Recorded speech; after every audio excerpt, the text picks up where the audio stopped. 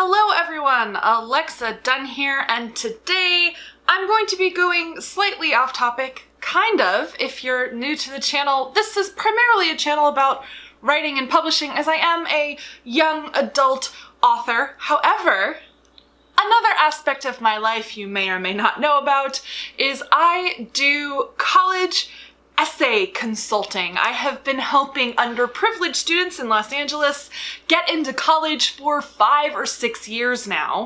And for about 2 years, I also did paid essay consulting. I had to stop doing that when I got my book deal and I got super busy, but I continue to do my pro bono work because it's something about which I am very passionate.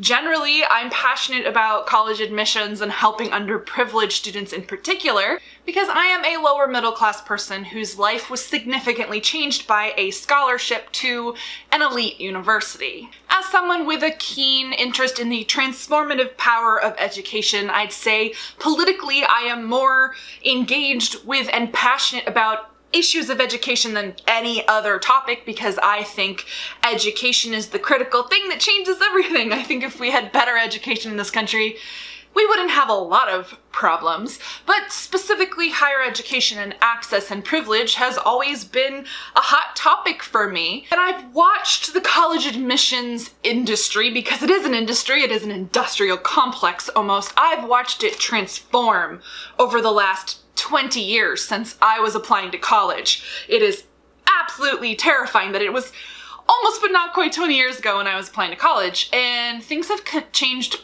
completely. When I was applying, it didn't even occur to me to take an SAT prep course. Like, you kind of knew about them, but it was like, why would you spend money on that? And back then, you could reasonably apply to 4 or 5 schools and know you would definitely get into one of them, and that just is not the case anymore. You can be a straight A student with pretty good test scores and be denied from every school you apply to, though what I help students with in addition to essays is strategizing. It's very important where you apply. College admissions is a very complex thing, and in being involved on the essay consulting side, helping people with their personal statements, which I love doing, I frequented many of the forums like College Confidential or the Applying to College subreddit on Reddit, and I've been very tapped in to the insane world of college admissions, which is the very long way to say we're gonna be talking about the bonkers insane college admissions cheating scandal and my thoughts on it, my reaction, and what I think a lot of people are kind of missing in this whole thing. Well, I'll tell you, I think the biggest thing people are missing is duh. I was not surprised at all when this story broke on Tuesday morning. I laughed, and I have been reading the indictment with delight because, yes, for me it is pleasure reading, it is an entertainment. Duh. Because the thing is, rich people, people with money, privilege, rich people, have been cheating in college admissions forever. College admissions, college, is already naturally skewed in favor of people with money. It always has been. Why are we surprised? I think any person who comes from a lower class background who's gone to any fancy elite college institution has known this, knows this in their blood. We exchange looks and go, obviously. And I didn't even go to a super fancy school like an Ivy. I went to a mid-tier elite. But even there, I saw it. The children of celebrities and CEOs of some of the biggest companies in the world, their kids went to school with me. And it's the difference between your classmates have millions and millions of dollars and you have a scholarship and you need a work city job to buy your book supplies. Like, very different.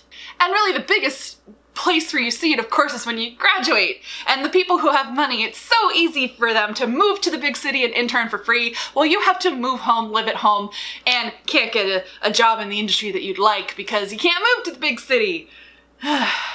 Education should be the great equalizer, and it is great, and it is a game changer, but it always has been, always will be harder for people who don't have as much money. And specific to college admissions, it always has been, always will be, easier for people with money, resources, and privilege to look amazing on paper. And ultimately, that's mostly all that college admissions committees have for admission. They have your stats on paper. They have your GPA and information on your classes and your SAT or ACT scores.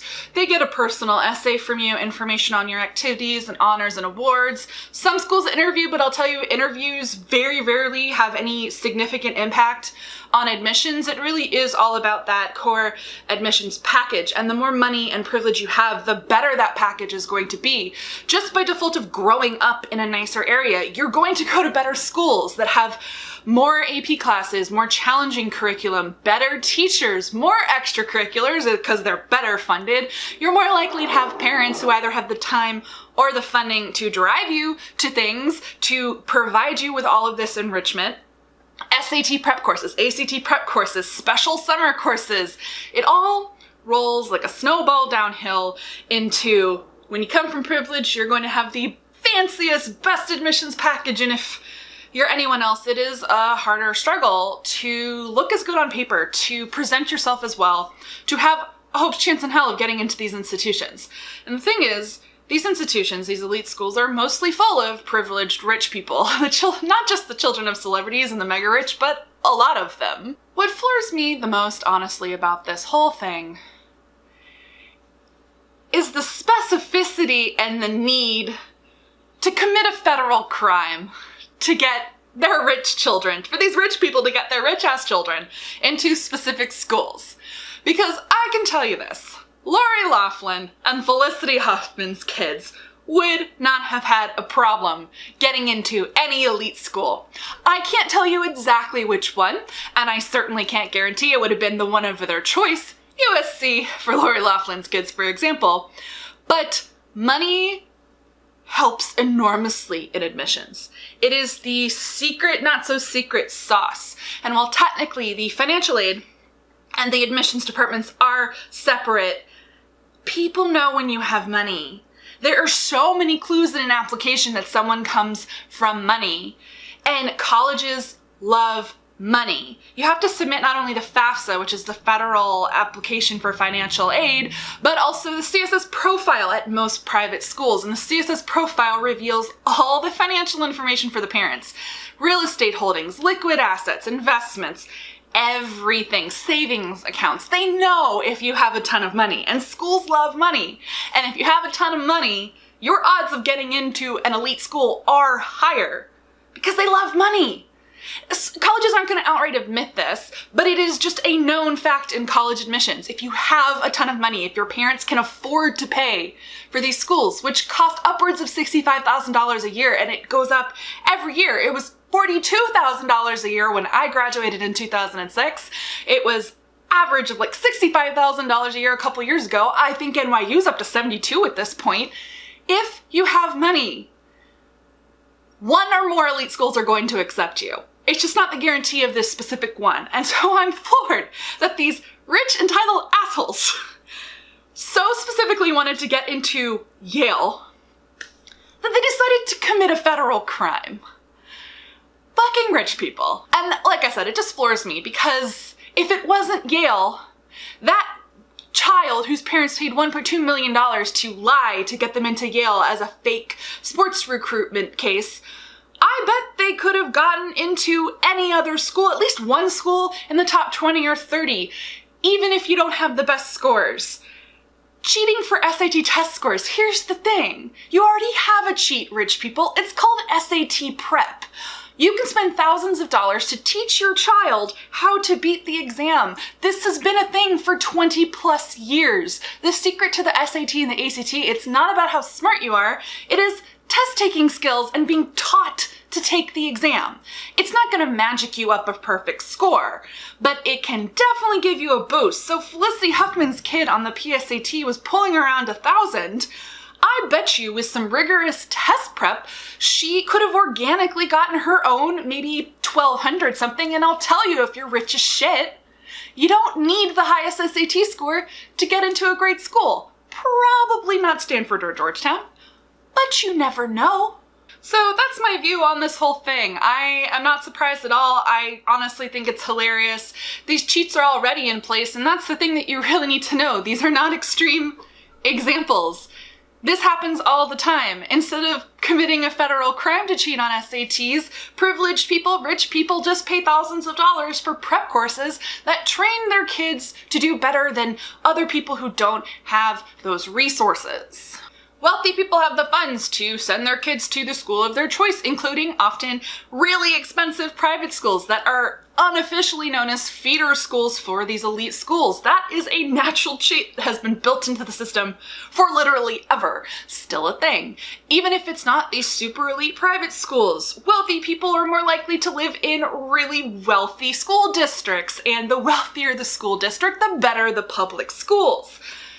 This is already a cheat that's in place. The United States already has a severe income inequality problem, and thus also a severe education inequality problem. We've had this for a very long time. It's just gotten exponentially worse as post-secondary education, a college education, has become necessary, almost required for getting a decent job and having any hopes, chance in hell of ascending to the middle class or staying there. And thus, because most colleges are businesses, even if they're not for profit, by the way, they're still businesses. They can charge anything they want, and they need to charge X amount to run the luxury facilities at a lot of these schools. And so that is how you get a school that can charge $65,000 a year.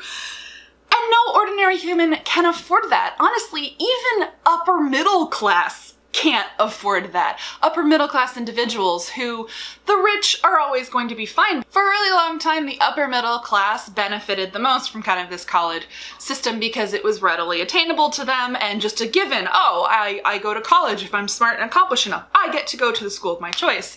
And as there's been more and more competition and fewer spots, and the schools have gotten more and more expensive, suddenly the upper middle class has been feeling a bit of a crunch there because suddenly, ooh, they need $30,000 of liquid assets a year. That's assuming half scholarship / financial aid, by the way, from these institutions, which is often what someone upper middle class is going to get. Now it's like, oh, we have a problem. Like, well, we've always had a problem, because here's the thing. If you are in any lower class kind of bracket, these schools were always out of your reach. Always. There's something called gapping, where even if you get into a fancy school and they give you a full scholarship, there can be a $15,000 gap of what you owe because of room and board and whatnot. It's not all covered. And then that lower income student, they can't attend that college even though they got in and even though they got a full scholarship. This happens all the time. The system has never been fair. So yeah, that's my hot take about this whole college admissions cheating scandal. Not surprised. Totally expected it. Sure, we have 50 people facing federal indictment, but is anything going to change? Not really. College admissions has been a pay-for-play system for a while, and as long as we're not cracking down on SAT prep, college admissions companies that charge exorbitant fees to many families to help their kids get into school. I did kind of the low level of it, which is paid essay consulting, which I think is a legitimate business. I think, you can charge a reasonable price to help students with their essays, but you're still really benefiting the middle class and upper middle class who can afford that. But there are services above and beyond that cost tens of thousands of dollars a year that guarantee elite school admissions because they're more holistic. They work with students for years to basically craft them into the perfect applicant. And the only people who can afford that are people with large amounts of liquid income. This has been in place forever. This federal cheating scandal is just a new next level. So give this video a thumbs up if you liked it, and maybe I'll go off topic more often. I could talk about college admissions until the cows come home. And if you're not already subscribed to the channel and you want some writing content, that's what I normally post. I post 2 to 3 times a week. Thank you so much for watching. As always, guys, happy laughing at insane college admission scandals, because I certainly am.